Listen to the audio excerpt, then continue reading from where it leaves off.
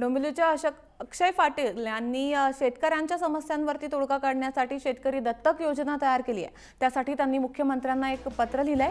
शासनाने या योजनेवरती शिक्कामोर्तब करावा यासाठी ते पाठपुरावा करतायत।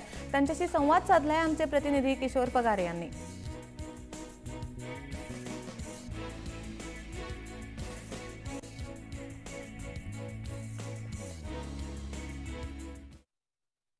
डोंबिवलीच्या एका युवकाने शेतकरी दत्तक योजना एक अंमलात आणलेली आहे। ही योजना कशा प्रकारची आहे याकरता त्यांनी मुख्यमंत्र्यांना एक पत्र सुद्धा दिलेले आहे। आपण त्यांना विचारूया की कशा प्रकारे त्यांनी ही योजना आणलेली आहे। त्यांचं नाव आहे अक्षय फाटक। अक्षय फाटक हे एक व्यवस्थापन ची नोकरी करतात, मुंबईत ती नोकरी करतात।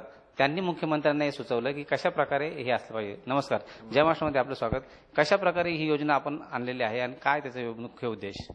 आता गेल्या 2 दिवसापूर्वी साधारण 2 तारखेला मी एक पत्र मुख्यमंत्र्यांना लिहिलंय। शेतकरी दत्तक योजना असं त्या योजनेचं नाव आहे।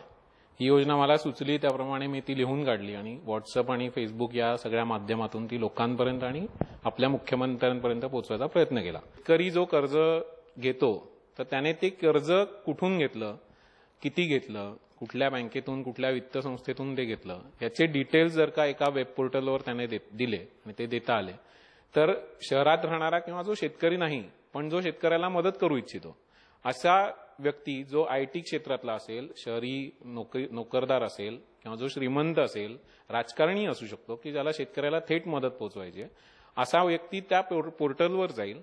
तो त्या शेतकऱ्यांची लिस्ट बघेल, त्याचं कर्ज किती आहे, ते कुठून घेतलं आहे हे बघून तो थेट पोर्टलद्वारे कर्ज परतावा करायची व्यवस्था त्या पोर्टलवर करायचा आपण प्रयत्न करणार आहोत।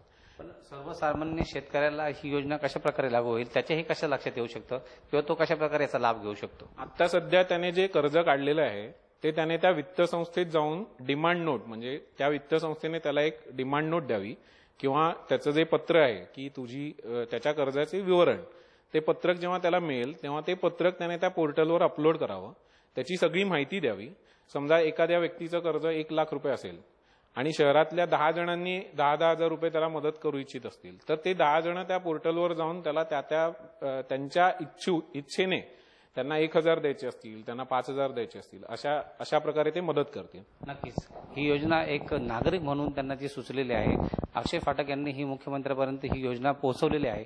मुख्यमंत्र्यांनी अंमलात आणावी अशी त्यांची विनंती आहे।